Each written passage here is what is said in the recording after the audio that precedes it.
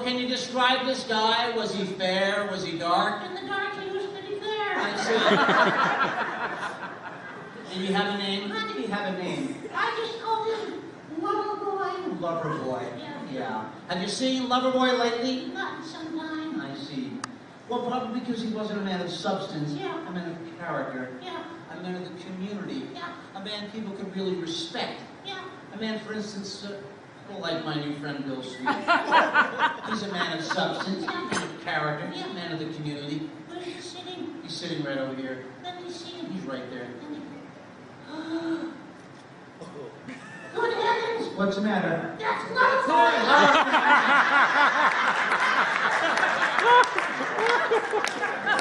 You don't know you! All right. Where have you been? All right. I have one thing to say to him. What's that?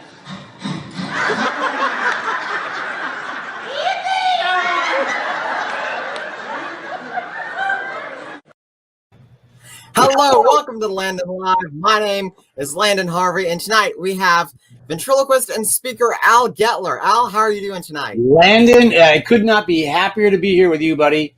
I feel like I have watched you grown up here in ventriloquism. This is awesome. Oh, well, thank you. Thank you for being a part of this, and we look forward to hearing your story. Let's get right into it. How did you get into ventriloquism? Well, you know, I grew up in the New York City area. I grew up in first kid to grow up in New Jersey, actually. My family's from North Manhattan, the Bronx, and I had a lot of New York television, Landon. And back in the day in the New York City area, so we're talking back in the 60s, there was lots of after-school programming. We had Officer Joe Bolton. We had, Captain Jack McCarthy. We had Three Stooges on the block. Paul Winchell, of course, had his show back then.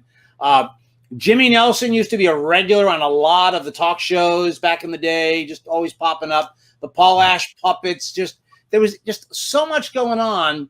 Sherry Lewis, a New York, ventriloquist. So I got curious, but it's funny. The thing that really got me, I think, the most interested was Ralph the dog, who, of course, was a character from Jim Henson. Mm-hmm. And he was on the Jimmy Dean show. That's what grabbed my attention on puppets. And then I kind of reversed my way back into ventriloquism. And then my brother Bill, or Duke was his nickname, he bought me a dummy for Christmas in the Christmas of 1969. Mm-hmm. I was 8 years old, and that's when I got my first dummy for Christmas. I stood in front of the mirror for the entire day until I got it down pat, and there you go. The rest is history. Wow. Well, that's phenomenal. How did you go from studying the art of ventriloquism to implementing comedy and realizing that character is important and building on that? Oh, you know what? It was Jimmy Nelson. I mean, I wish I could move around the office here a bit, because on that wall over there is the Jimmy Nelson album, framed. Back you can see over my shoulder right there where my finger is. That's the Edgar Bergen album framed. These are the actual albums that I listened to hundreds and hundreds of times. The Jimmy Nelson Blue album, it's Instant Ventriloquism 2, or Ventriloquism 2, is the one that really, and it's funny, I don't have that on my wall. That's the one that really is the one that really caused the arc into the comedy part of it. Because Jimmy spent a lot of time talking about acting, reacting, comedy, ad-libbing, I learned later on in life that the best ad-libs are the most well-rehearsed. You know whose quote that is, by the way? I'm sorry? You know whose quote that is, by the way? No, I don't. Yeah, it's a guy doing jail time right now. Bill Cosby said that. So, but he was a great comedian. Yeah, he was. I had a chance to work with Bill Cosby, a fabulous comedian. The shame what happened, but that's what he said. Best ad-libs are most well-rehearsed, and he was right. You pick up an ad-lib, you remember that, it comes into replay, you do it again later on. So that's how that works. Yeah. Wow, that's phenomenal. My dad, actually, when he was younger, he picked up ventriloquism for a while, and he had.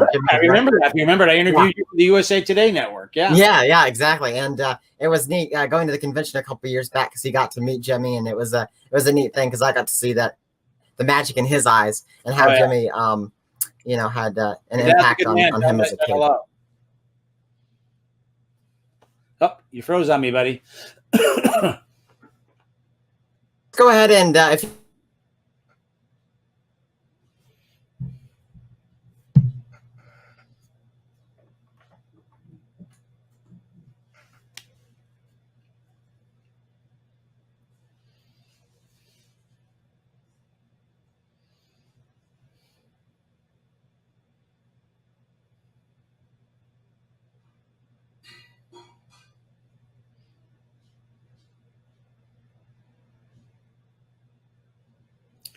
Well, folks, I don't know if you can hear me, but Landon's signal has frozen. I am looking on my phone, and I see that you got me still. So, yeah, I'm just checking to see if it recovers here. And he may need, yeah, he's going to have to sign back on. So, I don't know if you can still hear me or not. But I guess I'm hosting the show now. So, this is Landon Live. If I am still live, I'm watching to see if I am. But Landon is a brilliant young guy, and I think he's having just a little internet problem. So yeah, look at that. It's just me. So I'm the new host of Landon Live. I'm Al Getler, and obviously our young host. Let me see if you guys can hear me too, audio wise. Yeah, I am. I can hear you. So I cannot see your comments. I can see your comments here. So if you have a question for me, let's see. Don Rickles. Act is totally, I don't know what we're talking about there, but we hear you, Al. Thank you, Chuck. I don't know how this happened, but I've taken over Landon Live. Tom Pace says hi. Dennis Acosta says hi. I'll remember all those 60s great times. Hey, it's Bob Rumba, someone says. What figure did you get? Oh, that's a great question. My brother, I wish I could move my camera around. My brother gave me a figure. It was boxed as Danny O'Day when I got him. Many people know him as Little Ricky. He came with a red suit jacket, a Juro figure, and tan pants and little plaid bow tie. That's what I got from my brother that Christmas. And then I saved for, I feel bad, Landon's not here. I saved for a Danny 400. Does somebody have a Danny 400 picture they can throw up there real quick for the folks on Facebook to see? But yeah, it was a, I'll show you what I have. Poor Landon. I don't know what happened to him. This is a converted Danny 400 figure. So this was the original figure that I had from saving my money from the first Little Ricky puppet. So this guy was the Danny 400 was a basic figure. Didn't have hair. Didn't have moving eyes. Had the eyebrows that raised. And I had him converted by Clinton Well, hey, you're back. I started doing Hey, we are. All right, I'm going to put him back down now. I'll tell The fun of a live show is that you never know what's going to happen. Well, when you watch the replay, dude, I start doing your show for you. So there you go. Oh, great. See, that's what's great. You've done enough of these where you can just pick it right back up, which is great because we were speaking about ad-libbing and improvisation. So there, it all. See, I think the gods of ad-lib, you know what? I think the gods of ad-lib heard me there, Landon. So that's what happened. I'm so glad you're back because I was starting to sweat a little bit. Yeah, I was too, trying to figure out what's wrong on mine. You have a storm going on down there or something? What happened to your internet? It's I blame Texas weather. That's usually what we do here. So yeah, I understand. Yeah. Okay, so we were talking about your first ventriloquist figure. You talked some about that.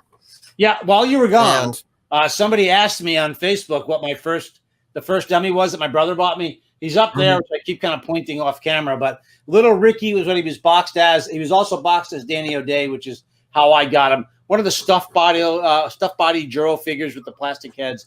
That was my first one for a number of years. And then I saved for, I was just telling your audience, saved for the Danny 400, which was a Juro figure. You look in the back of the head there, you can see the original string that came down from that hole right there. Oh, yes. Yeah. So what happened was Clinton Detweiler would take it, and there's Clinton's handwriting right there with my name on it. But actually, these controls were modified once for my daughter, MK. I made them smaller when she was into ventriloquism, so they were a little bigger at one point. But he added new controls and moving eyes, and the eyes move back and forth, and so the eyelids. So I probably did Landon, and he also built up the body and everything too. I probably did 500 shows with this little guy at least. Wow. Yeah. Birthday parties, Cub Scout shows, all kinds of things with this little Juro figure that was converted by Clinton Detweiler. That's the original paint job. Obviously, the original hair. But yeah, so that's what I used for many, many years. With further proof that it doesn't matter what kind of puppet you use. You just got to get out there and do the show. Yeah, and then you can create a great character from the most simple of a puppet too. No doubt about it. Yeah, and he was what a treasure to have him. That not only did I use him, but then my daughter used him as well. So yeah. Yeah. Yeah, that definitely must have been neat. So you had that figure for a while. When did you feel like you wanted to add another character or maybe evolve that character in your act? Well, yeah, I there was a ventriloquist convention that was going on that I heard about, right? Yeah. And, started in 1975. I think I became aware of it probably not long after that. I wrote to Mayor Studios as a Cub Scout. Oh, cool. And started getting news events and all that, and started reading about this convention. And then there's a guy named Lee Pittsburgh. Maybe he's even watching tonight. If you are, hi, Lee. Lee lived in the next town over.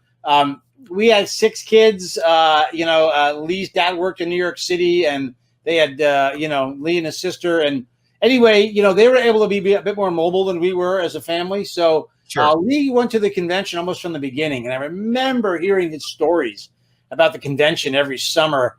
And oh my God, I was so jealous. But Oh, wow. I knew he had these big dummies, but I never kind of asked where he got them or how he got them. And finally, one day, whether it was Lee or somebody else, said, there's a guy in New Jersey that makes dummies, and you should go talk to him.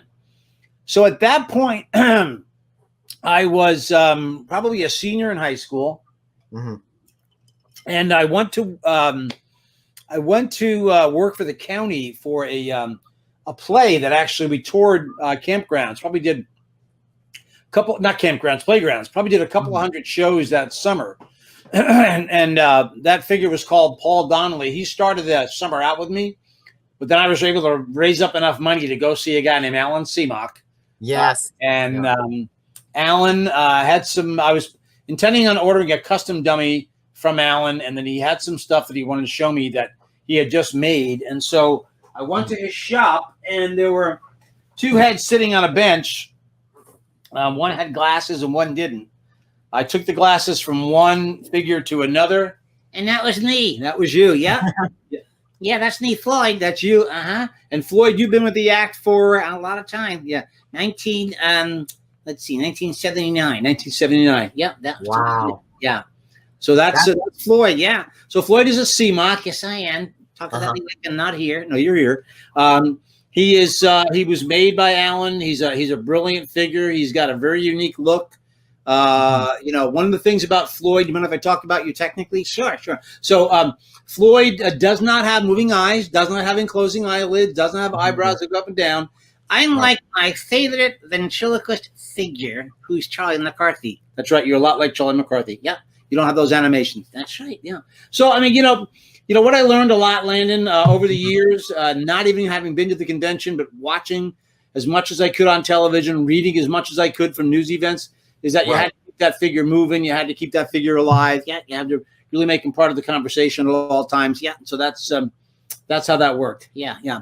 But I think my biggest break in ventriloquism, actually, mind if I put you down? Check right ahead. Yeah. My biggest break as a youth in ventriloquism was, go ahead. Are you saying that you don't need a dummy that has 1,000 movements to be funny? I am absolutely stating that, my friend. Really? Okay, that's okay. Do I sense some sarcasm out of you, Mr. Harvey? No, but it's it's funny because everyone realizes that at one time or another. It's a very an important thing. As you probably have seen me and know, when I'm at the museum, when we're doing our tours, yes.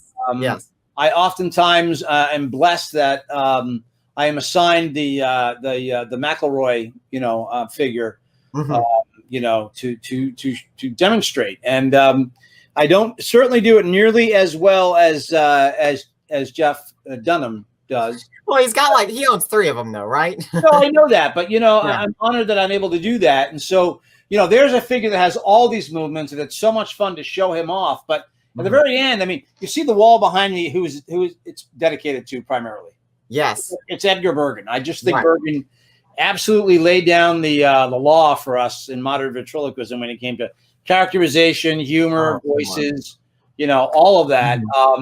And then people like you with soft figures. I mean, you see that one. I keep getting the hands wrong on.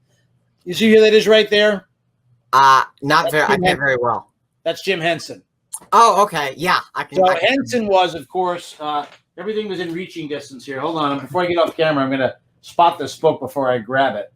I have a children's book here that, did I move it? Let me see.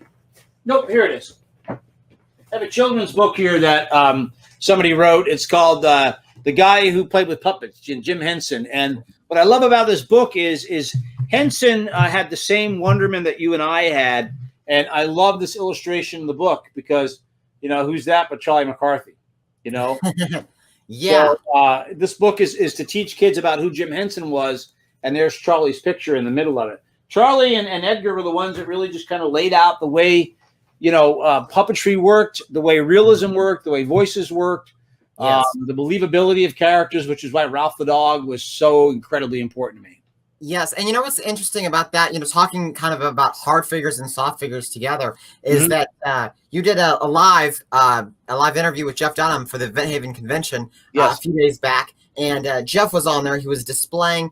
He was making a hard figure Peanut doll to have reproduced and sold to all of his fans. And it was interesting hearing him talk about it because in his show, Peanut's a soft character, and it's interesting because you see all of his other characters are hard figures, but when you have Peanut, it's more physical, and so it's a different level of comedy, which is interesting that he has his Peanut, and it's so different, and I think that's really what makes Peanut such a lovable character.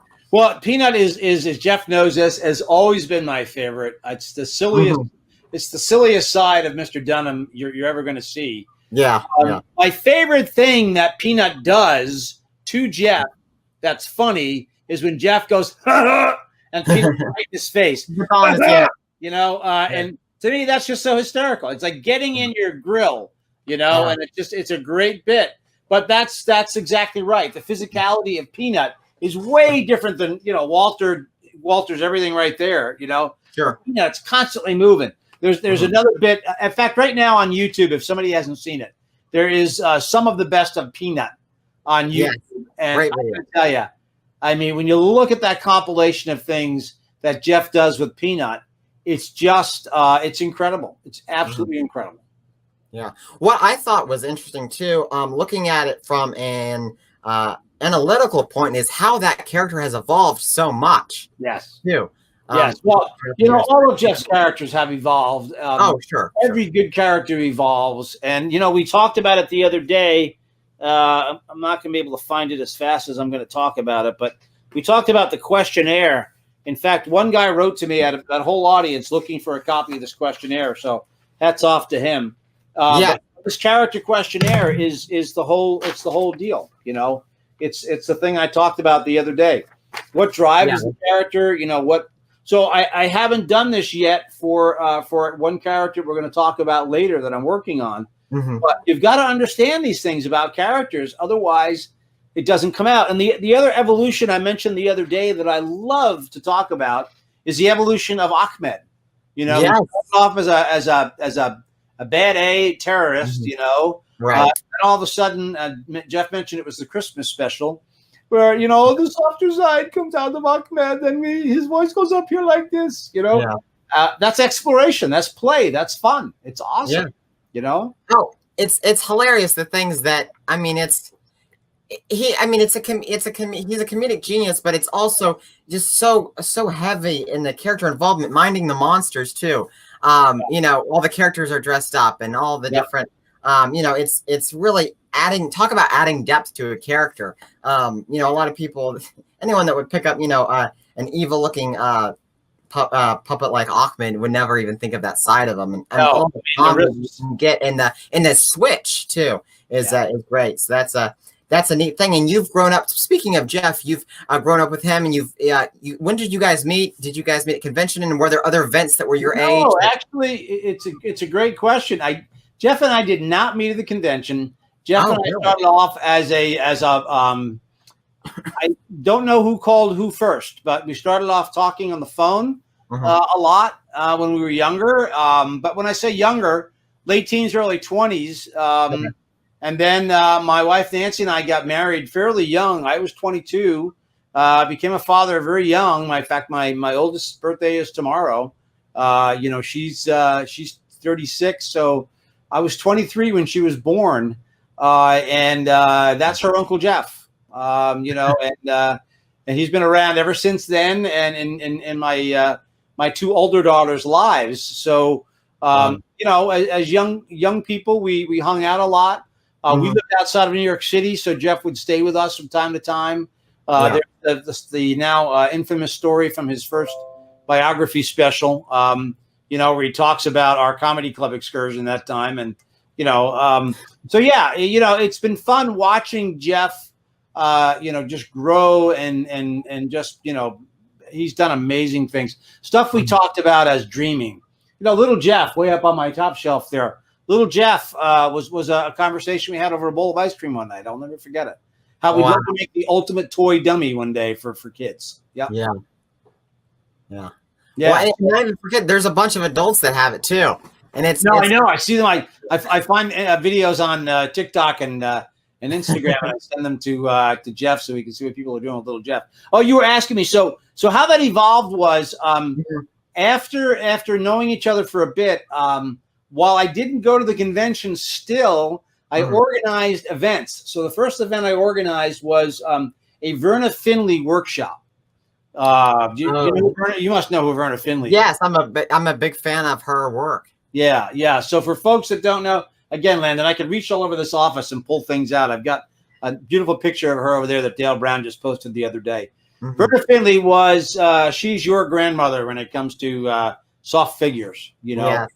We had a workshop, a long weekend. Verna flew up. We started on a Friday night, and in attendance of this workshop was, let's see, Jeff Dunham, a guy named Tom Basu, who a lot of people know have been around for a while, a young lady named Mary Ann Taylor. I don't know whatever became of her. Yeah, she was there. I'm forgetting. Oh my goodness. Was Taylor Mason? Taylor Mason was there. And there were a bunch of other people. Taylor remembered a few more people the other week that I did not remember were there. So anyway, you had all these people in this workshop, and we spent almost 3 solid days together learning how to make soft puppets. I think out of that, the only person that came out of it with any talent at all, who she already had it, was Mary Ann Taylor. Right. And it's funny, you know, back then, Verna was a little bit more careful about things, and I had to convince her to allow Mary Ann to come. And thank God I did, because Mary Ann is just about the most lovely person in the world. Oh, sweet. Melissa is great. Wayne is just a buddy of mine. And that just turned out to be a historic weekend all the way around. So for those that maybe aren't part of the event community or don't know of Verna, could you tell us a little bit about her? Yeah, we're kind of speaking in code right now, Al. Let me do the most unprofessional thing I possibly can, and drop off camera and grab some photos, and I hope I can grab the big one of her, but I don't think I did. I think it's back in there deeper. So Verna made these fabulous soft figures, and let my camera focus there for a second. So she was the first one that actually turned these figures into something that became a part of performing on stage. And they were just so brilliantly made. That's Judy Bush's old gal figure. Yes, Daisy. Takes a minute for the Canon there to focus. You know, she had all types of different characters that she made for people. You told her what you wanted, and she made them. So Verna was just so talented. I wish I could find the larger photo of her more quickly. And there, Al, when she entered the scene in the ventriloquist community, there wasn't anyone else building soft puppets. No, none of us had ever seen anything like it before, Landon. No, it was. So what was? Were you there when she entered the scene, and what was that like? Well, you know, I think I'm spotting one more thing here that she might the picture might be in. I'd love to show her picture. As far as I know, Verna is still alive. I talked to her last year. Probably 93, 94 years old. What it was like when she hit the scene was, again, nobody had ever seen anything like it before. So to use soft figures, and the guy that really took the biggest dive in soft figures is your friend of mine, Mark Wade. Mark Wade jumped into soft figures, and he kind of blazed a trail. And there is the beautiful Verna Finley. Oh, that is a beautiful photo. I'll make a scan of this and send it to you. I would love that, Al. You know what's great? I saw a photo of Verna at the drawbridge out by the pool, and surrounding her was like looks like every puppet she ever made. So that is in the again. You're gonna grab from my shelves, right? That is from the Smithsonian Magazine. That picture. Really? Wow. Yeah. That was posed by the Smithsonian Magazine photographer, and it's so funny. You know, with COVID, I picked out all kinds of photos. There's Willie Tyler, my beautiful wife Nancy, with a great pair of New Jersey girl hair. Yeah, we're at Caroline's Comedy Club, but cool. Yeah. So it's been a lot of fun, Landon, and so getting around back to the Jeff story. I then did a testimonial happy birthday party for Senior Wences. Okay. Because I got to know Senior Wences when because I lived in New York, in New York City, outside of New York City. Had this birthday party, and it was at that point that Jeff came up and where we really started the one-on-one deep friendship together. So yeah. Alan Seamock performed at that. Stanley Burns performed at that luncheon. Just a really amazing time. Yeah, that's phenomenal. And I think it was it's Jeff's new it was Talking Heads. He was talking about how he went through all different types of puppets till he got to Peanut. And I think he had a bunch of Vernon built him a bunch of stuff until he had that Peanut built. So we didn't mention that Verna built Peanut. So yes. I feel like in this interview I'm carrying this guy Jeff Dunham along with me everywhere I go. So I mean, I know we'll get back to you, but it's neat because we were talking. It was interesting because we were talking about growing up with other being surrounded by other ventriloquists. I could talk about Jeff all night. So yeah. I have you shared this great photo with me. I wasn't able to be at convention last year, but you had taken this great photo. Let's see if we can show it here with some of the up and coming events. So you tell me everybody in there. There's Hannah, right? Yeah. Max Fulham. We're starting with Hannah's on the lower left-hand side. Max Fulham, Jeff. I don't know that young lady's name right there with the black hat on. Do you know her name? I don't know. Yeah. And I'm there, and then we got a photo bomber in the back there too. But yeah. So I love this photo because this is what at my stage of life, this is what it's kind of all about, is you guys carrying this torch. And, with ventriloquism, when I was a kid, it was a kind of an old man's thing, right? Because, Winchell was older than me, and Jimmy Nelson was older than me, and Bergen was already an older guy at that point. And now I see you young people taking it. I don't mean to sound like an old man, but I really enjoy the fact that, you and Jeff and people like Max Fulham, who's, you're all just starting out, with your creativity. And I love the videos you all do. You're very, very comfortable in front of the camera. I look at Nicholas there in New York City. His dad, Dash, is a magician doing these videos every day. You have to understand that when we were younger, you had the convention, which I didn't get to go to until I was an adult. I'll tell that story in a second.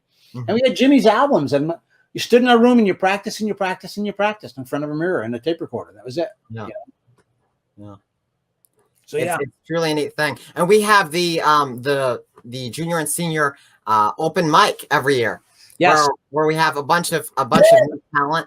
And I believe Nicholas Bushi was there last year and did an amazing job. I got to see his performance on YouTube. Totally his own thing, and it was such a great job. It was really neat to see, him and what he's up to. Well, and of course, he's been posting his videos on. He's awesome, but I remember a few years back, I took a video of a young guy up on stage wearing a blue shirt and a black vest, and I took some video of him that I interviewed him out in the gathering area of the hotel, him and his dad, and I wish we had thought to show that video tonight, because that video of you could tell then how deadly serious you are about succeeding in ventriloquism. And that's a rarity, and it's fun to see you doing this now for the art. Oh, well, thank you. Yeah, I was one determined kid, and like you, I totally get, when I was the only way I got to go to the ventriloquist convention for the first time was because Terry Fader at the time was hosting a scholarship, and I had won it that year, and my parents made a Terry Fader scholarship winner. Yeah. I never do that. Yeah. Okay. Yeah, so I won it that year, and my dad, whenever I wanted like a puppet or something for my show, he's like, you got to work for it. I got to see that you're invested in it, and I always have, and so I've been coming to the convention since, with the exception of last year. But I've also started building puppets, so that kind of just you actually use one of her characters still to today. Yeah, the old lady puppet that you saw there in the video you showed, which is a little bit borrowed Edgar Bergen, but into my own jazzing it up a bit for contemporary times. Right, making it your own. Yeah, she's a Verna figure. What I love about Verna is, and it's funny, the pictures I just showed you, she would tell you that your puppet was one of a kind. But if you look at that photo right there, where my fingers are, that's the same damn old lady puppet. Just maybe a few minor differences. I have one, David Pendleton has one, Barbara Jean Crandall has one. They all look the same, So that was always funny about Verna. Oh, she'd say, "Yo, this is a one-of-a-kind figure. There's no other puppet like it." And then one day I saw David Pendleton at the convention. I went, "Wait a minute, that's my puppet." Yeah, funny. Oh man, that's hilarious. So, how did your material evolve over the years? We kind of talked about puppets. What about material-wise?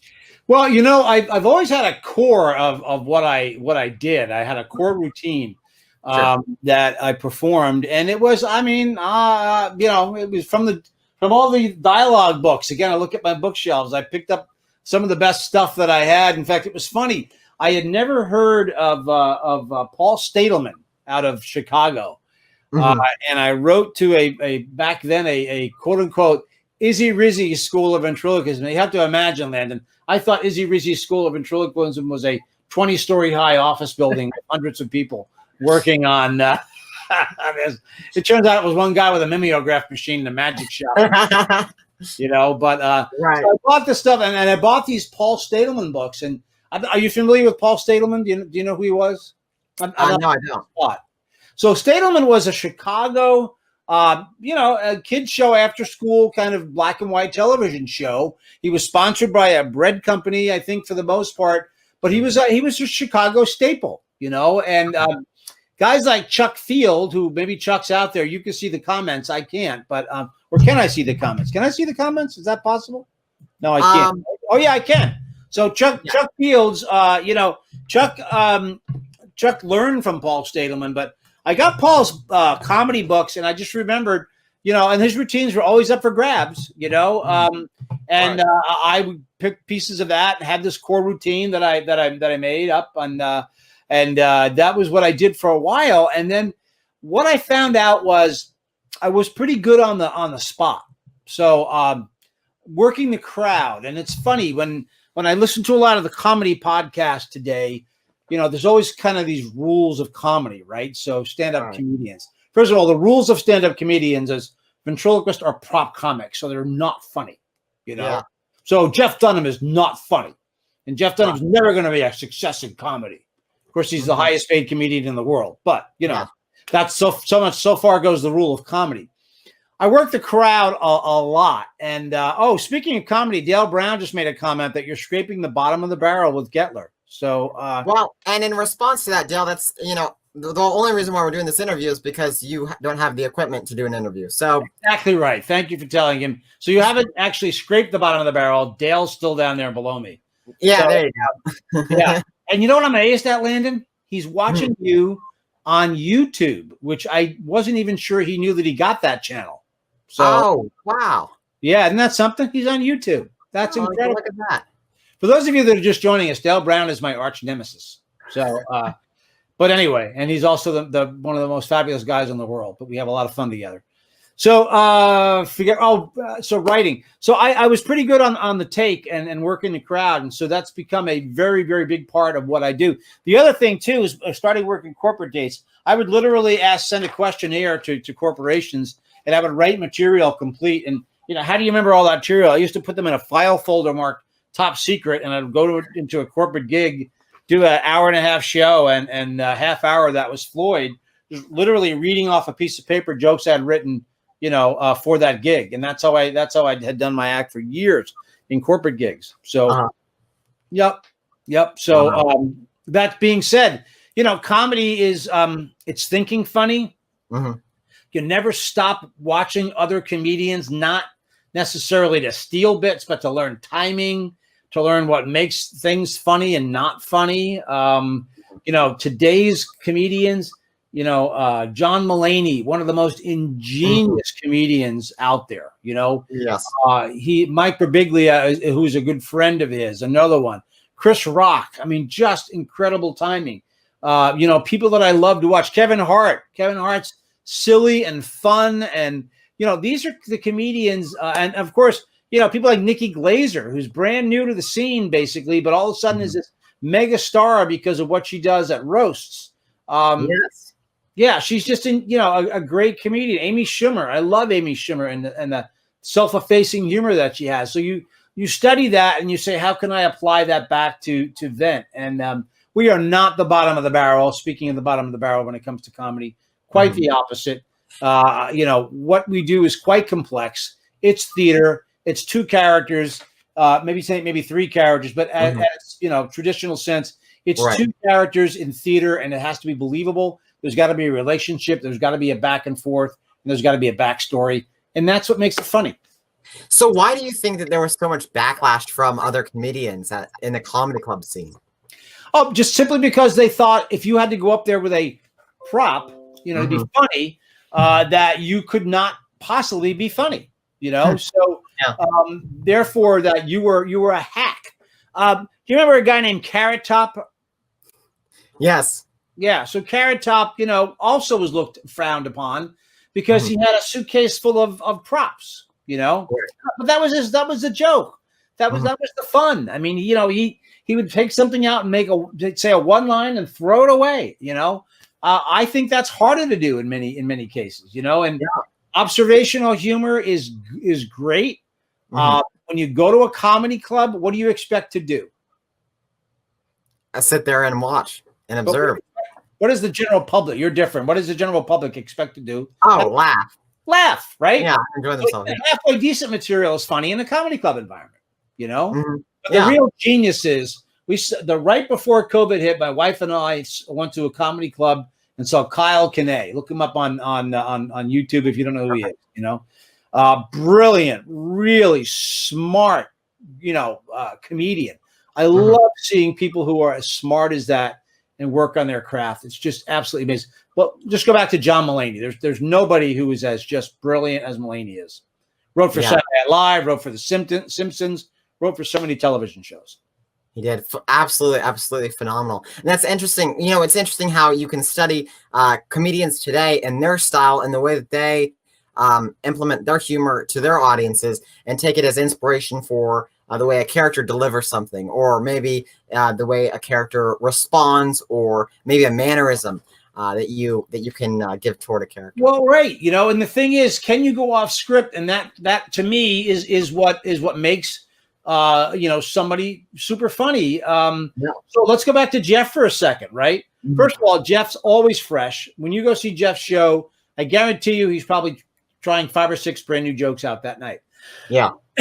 And, I can usually tell when he's doing it, and I can always tell when he's gauging the humor because I've been at so many of his live shows and seen him do that. But then Jeff started putting something back into his act that I was so happy to see him do.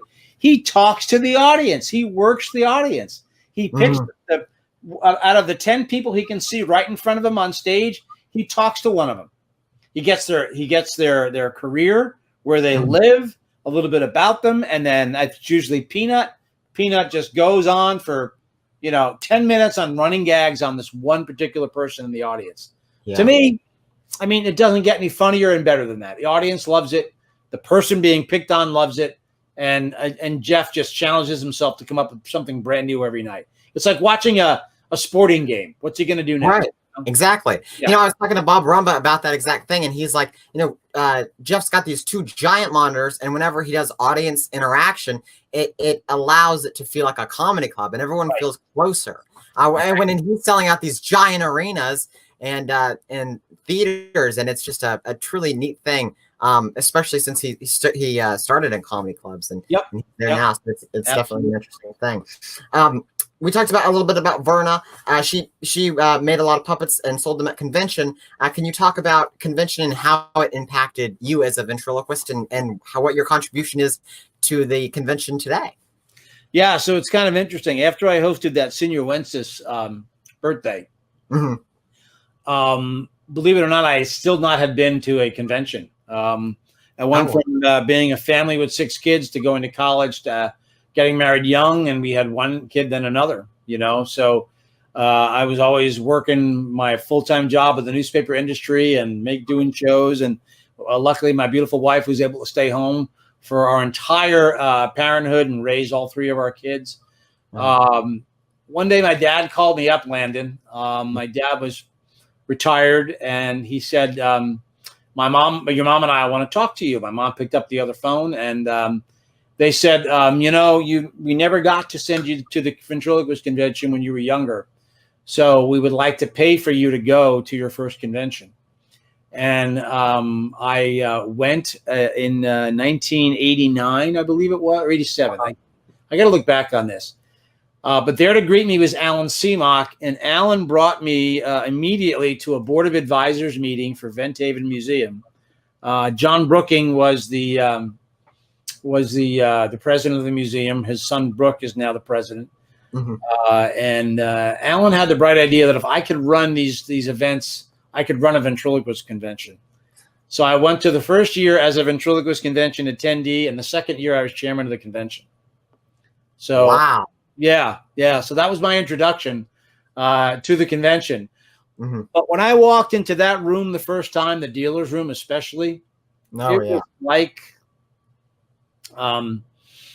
beyond. I can still the skin, the hair on the back of my neck. My skin gets all goosebumpily. There's nothing like it. There's nothing like the convention. I'm sorry that focus went out there for a second. When you're into it, and I can't imagine now looking back how I missed all those other years, But luckily, I still got there, and some of the older greats were there. Luckily, I got to meet people like Bob Rumba, whose photographs I had just blew me away when I would see them in news events and the New Oracle. Who is this guy with this incredible, creativity in these photographs and. And one after another, and there's nothing like it. So, folks, if you are not a ventriloquist, just imagine going to meet your favorite baseball player in the locker room after a game. Kind of what it's like to go to a ventriloquist convention and meet all of your heroes. And if you are a ventriloquist, you know what I mean. If you've been there, and if you haven't, get me to the 2021 convention, July 14th to the 17th. We're going to have it. We're going to beat this COVID thing and have a event convention next year. Yeah, it's going to be amazing. Yeah. Definitely looking forward to it. Wow. Well, you also are a public speaker. Yep. Share with us how you came to be a public speaker. Well, so, I've had a pretty fun dual career, Landon. The whole time I've been doing Vent, I started working for my hometown newspaper in New Jersey because I needed a car. And see, when you major in theater, you need a car after you graduate. So, I needed a car, and the local paper was hiring in the circulation department. I went to work there thinking I'd be there for a couple of months till I saved up for another car. And here it is 38 years later. I have done everything there is possible to do in the newspaper industry and the media industry. Sure. I have been a circulation director, an advertising director, an editor, a publisher, which was the best job in the world, quite frankly. I got to go a lot of places, do a lot of things, meet a lot of very important people. Was really blessed in my life. My favorite moments probably were with some amazing people like John Glenn, who my wife and I got to meet and know. If you've seen the movie Hidden Figures, he's that dashing young astronaut in Hidden Figures. We got to spend some time with him, and I won't go on, just lots of very wonderful people that we met over the years. So because of that, and because of our performing piece of our lives, like you, like me, I was, asked to speak. And when I did speak, I always put humor in it. and somehow a puppet would always show up. And the next thing you knew, I was getting paid to speak, and other industries outside of the newspaper industry wanted me. And so I had a good run of years where I spoke a lot on leadership and customer service. We've since moved to northern Vermont, so we're kind of up here, and I'm not as in the middle of a population base and things like that. I've kind of enjoyed slowing down. So I used to be an all day, all night kind of a guy working. Yeah. So, but I've had a lot of fun. Wow. I'm curious, what parts of performing as a professional ventriloquist translate to public speaking? Everything, stage presence. I think the thing when you're on stage as a ventriloquist, you're constantly reading the audience. I'm constant, especially because I do like to banter back and forth. I'm always taking in who's there. Of course, the one thing if I spot somebody over here that is not laughing, is not tuned in today, if of course they're doing this while you're on stage, it just drives me nuts, and I'm going to focus on that person. I'm going to win that person over. I think the biggest thing, I was just talking about this with somebody the other day. The biggest thing that kind of really helped me cut my teeth in understanding what drives an audience to listen is in the 1990s, mall performances were huge. So we're talking 90 to 95, 96, 97. Malls would hire live acts to come in. So I used to work at the Press of Atlantic City, all day, and I would either run to a mall at night and on the weekends, or I'd fill in at the review shows and the casinos. One end of the show business to the other. Right. Yeah. But the mall, when you went to work in a mall to do a show, you'd walk in and there's your picture hanging there, and you're like, "Wow, look at me! Huh? I'm a big performer here. My picture's hanging in the mall." Well, you go to the stage, which is a riser with chairs set in front. And while you're setting up your stuff, there's some mom feeding her kid a sandwich, and she doesn't know who you are or why you're there. There's no audience, Yeah. Finally, the mall manager comes out with the microphone and goes, "Ladies and gentlemen, I'd like to introduce to you our performer for today, Getler." And there's nobody there, right? Anybody that is there by accident, Right. What do you need to do at that point? You're like a street performer. You need to grow an audience. So I used to challenge myself to grow the audience. And to do that, you had to do your show, watch the crowd, call people in. I mean, I would literally stop in the middle of my show and some guy be walking by carrying some bags and say, "Hey, you buddy with the red hat, come over here." Call him over, take that risk. Before you know it, you have 200 people watching a show where nobody even planned on being there. That helps you cut your teeth in show business. So you asked how it translates back to public speaking. Yes. You're connected with the audience constantly as a public speaker. When I speak, I'm very intense and I work the audience. I like to answer questions if I'm speaking to, like, say, an industry crowd as I'm going. So it just makes you sharper. So Barry Pyatt says, "Have you encountered any meeting planners who are considering you as a paid speaker or a non-event topic, but paused because they thought it would be unusual that you were also event?"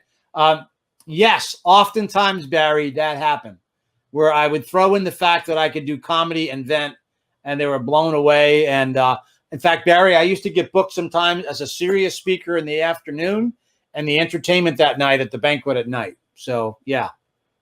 Wow. Phenomenal. Yep. Phenomenal.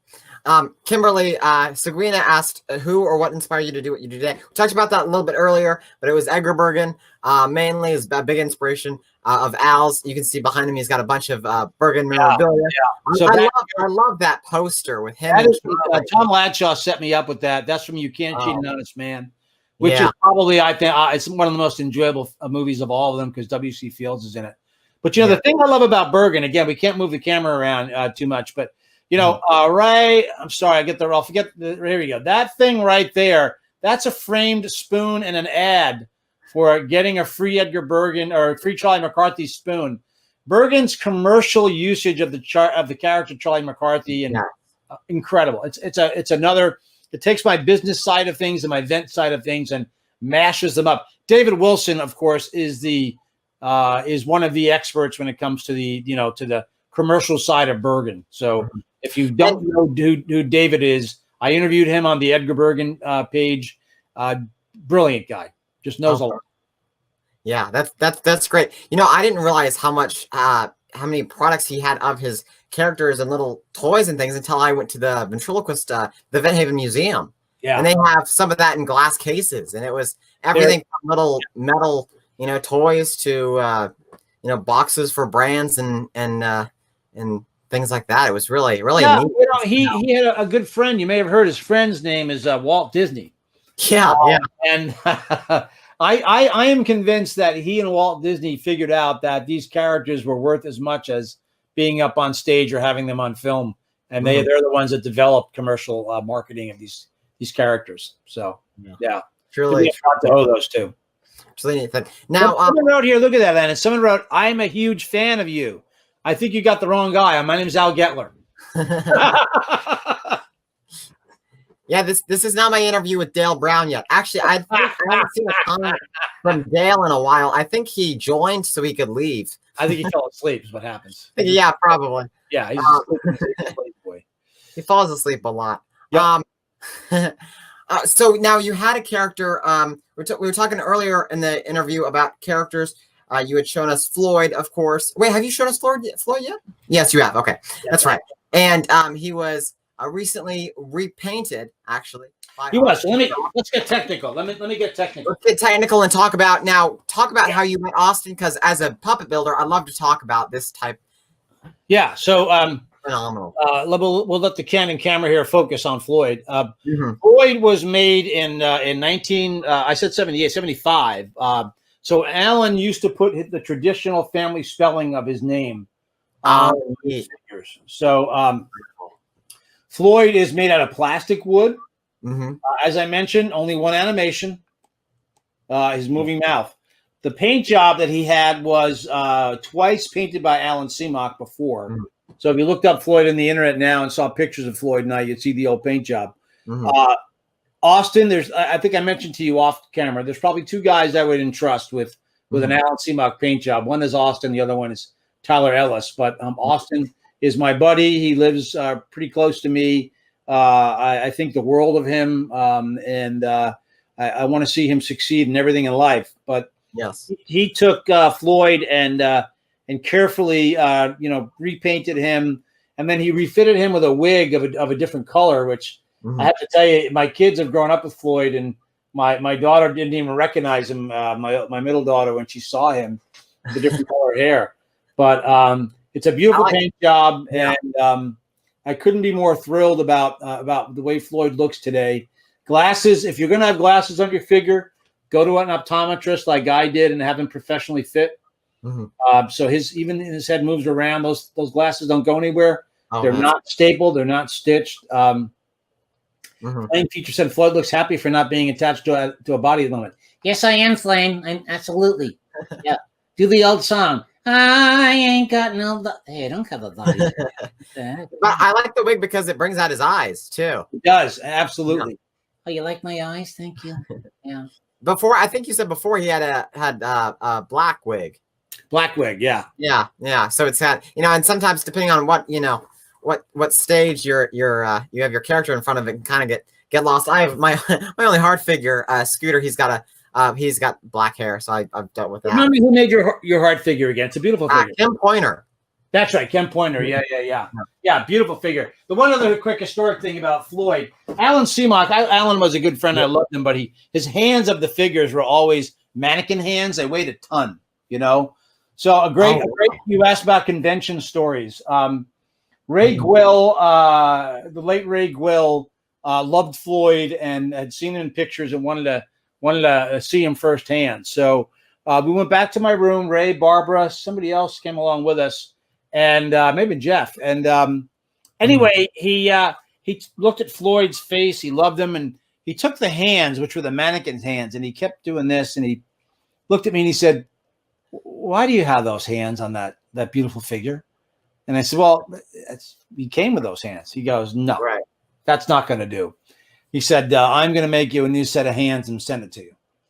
Wow. So about not even 2 to 3 weeks later, they showed up in the mail. And those are Ray Gwill hands. There's the detail, even in the the palm from where the thumb meets the hand, and the It's the positioning too. the positioning of the finger. I love it when a dummy looks like you can have him gesture or point to something, and it's not the cupped hands that you see on the typical. Yeah, I agree with you 100%. And when Floyd, when he makes an exaggeration or he uses his hand, I don't have a stick in his elbow. I just move it like that. You know what I mean? I just move like that. That's all. See?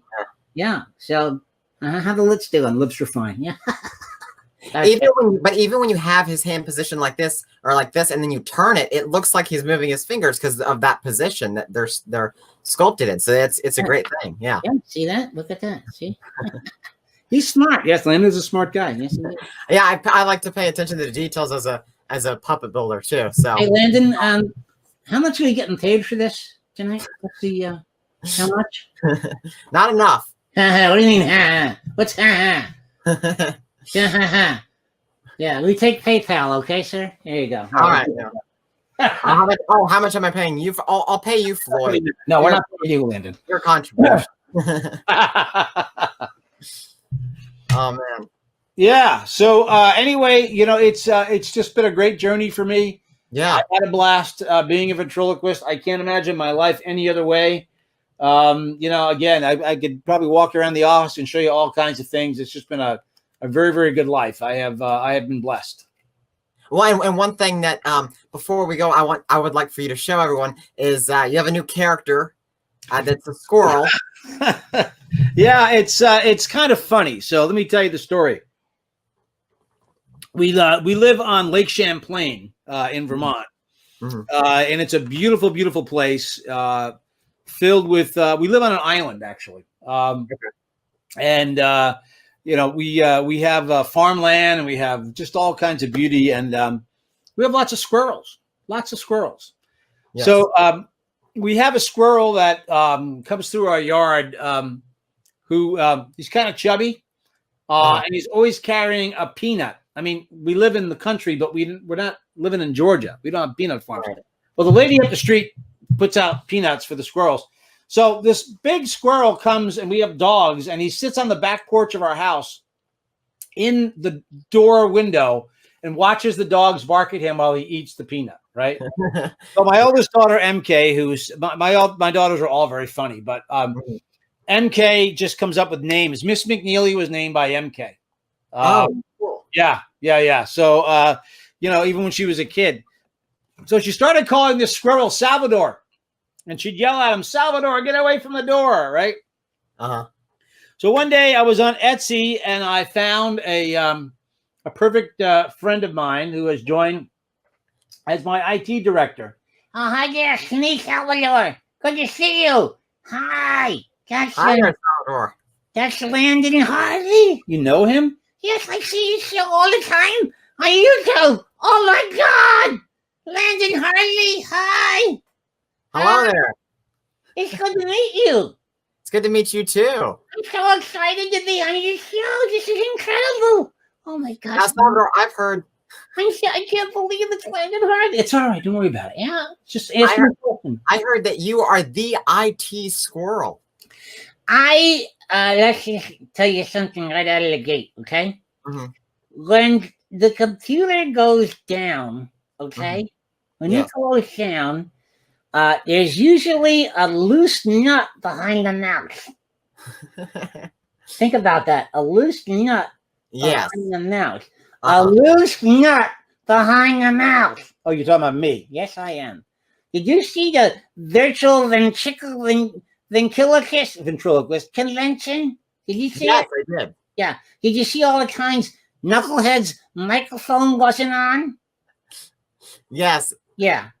Yeah, that's because I wasn't around. I know. I'm sorry. I made a mistake. You told me to push the button. I forgot to push the button. You're an idiot. I'm sorry. Yeah. Yes. Salvador, you've been waiting patiently throughout this entire interview. We've, talked about this and that and, Al's history as a ventriloquist. And we talked about Jeff Dunham and how he, Ahmed and how Ahmed got involved. But who cares about Ahmed? We want to know about Salvador. How does Salvador feel today? And what's it like to be part of Al's show now?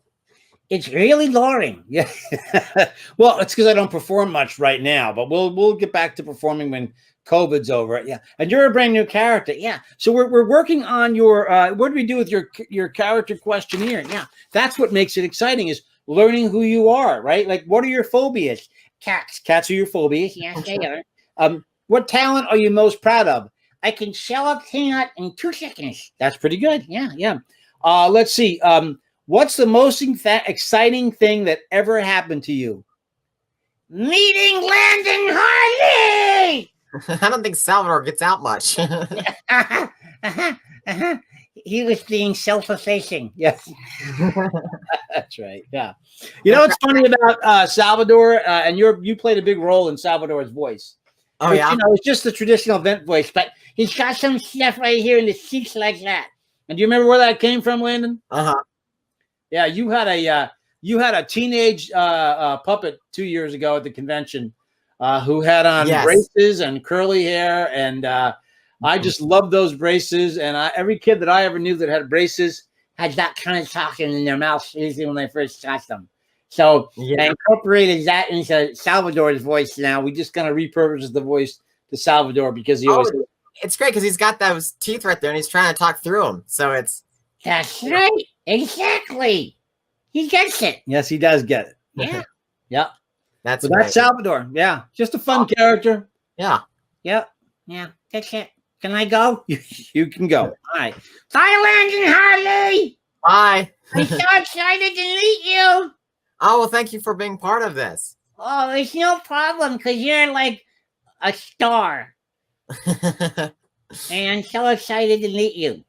Oh, well, I was excited to meet you. Thank you for being on here, Salvador. Thank you. And for bringing Al. Thank you. This is getting awkward. I know. I got to go. Okay.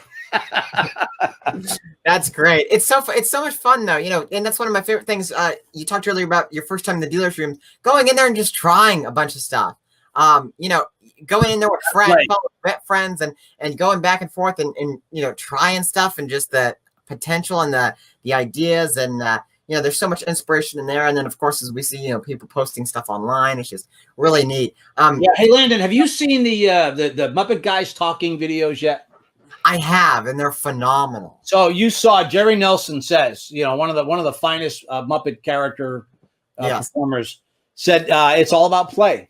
It's all about taking the puppet and playing and finding that voice, and that's what it's all about. That's why you know your characters are brilliant. Oh, thank you. You pick them up, and you know, I think the thing about building dummies and puppets is don't define the character too much, but define it just enough. And it's a very fine line that a person has.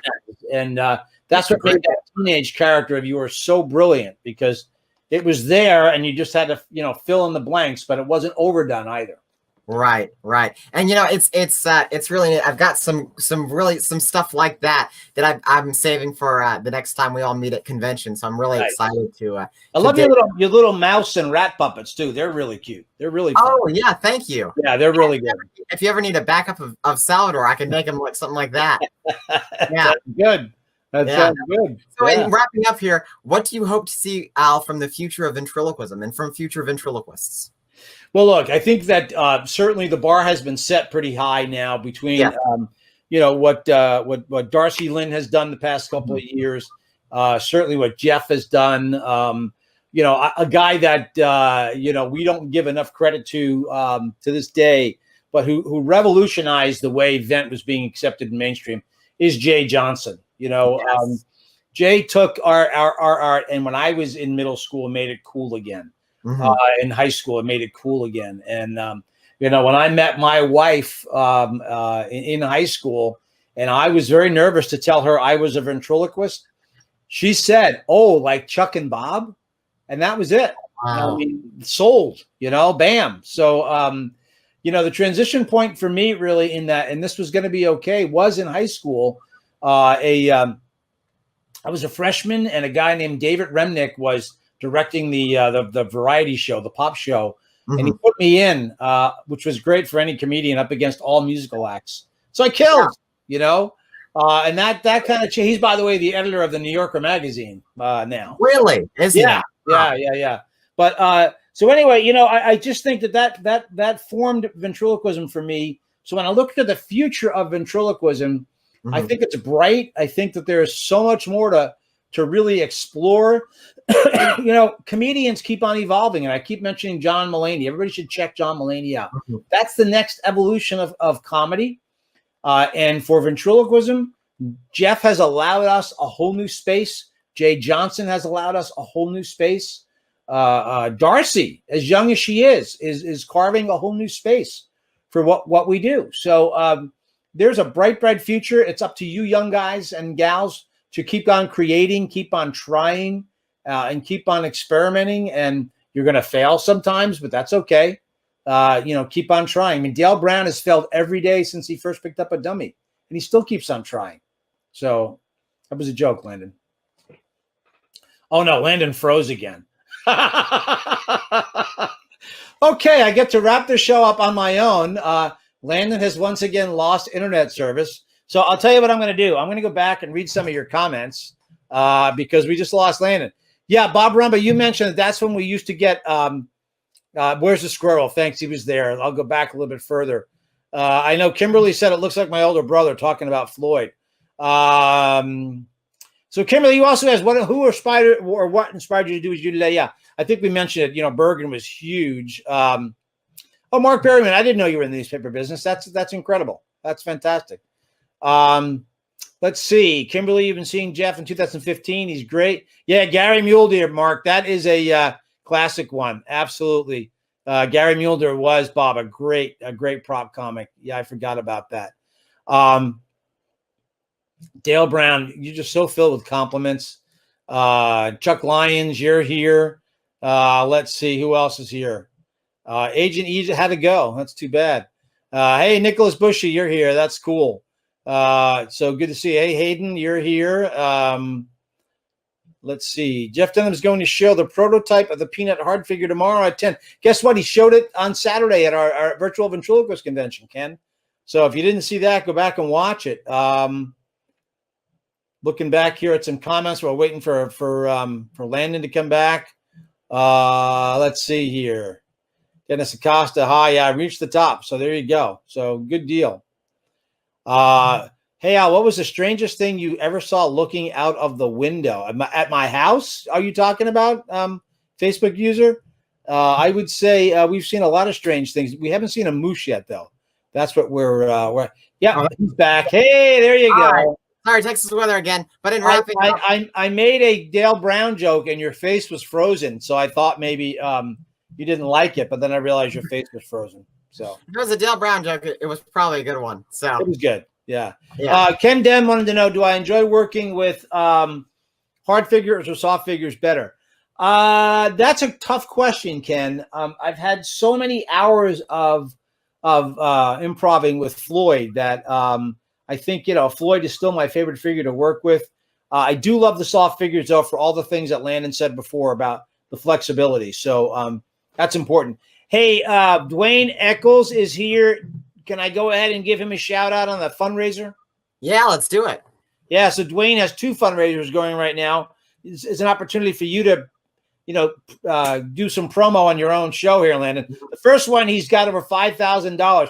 Can you tell us all about the second fundraiser you and he are doing together? Yeah, so the first fundraiser was a success with Dwayne. He, you know, everyone contributed. It was absolutely great, and it just stopped. So he made a new one. Oh, he's done with it? I didn't realize it stopped. Yeah, it stopped automatically on because it was on Facebook. So we have a new fundraiser, and this is the virtual ventriloquism variety show, and it'll be on the 31st of the month. And we have a bunch of people that will be live, and we'll send in clips. All ventriloquists known and unknown all over the world. It's going to be a really neat time. It'll be a live event. You can tune in and help support the Vent Haven Museum by clicking the Facebook link to the fundraiser and donating.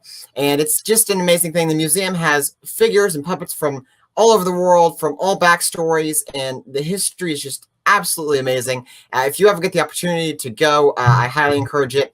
And this is going to be a way where we can fundraise. It's kind of like an online telethon for the Vent Haven Museum, hosted by Bob Rumba and including a bunch of different acts from all over the world. Yep, absolutely. Absolutely. So it'll be a great time, and we hope to see you there. And Al Getler, thank you so much for sitting down with me and for being part of this interview and for sharing your story. Landon Harvey, I couldn't be prouder of you. I've known you since you first came to the convention, and it's been fun watching you grow literally and grow as a professional and as a ventriloquist. So great job. Oh, well, thank you. And we hope to see you all next time on Landon Live. Bye, guys. Take care.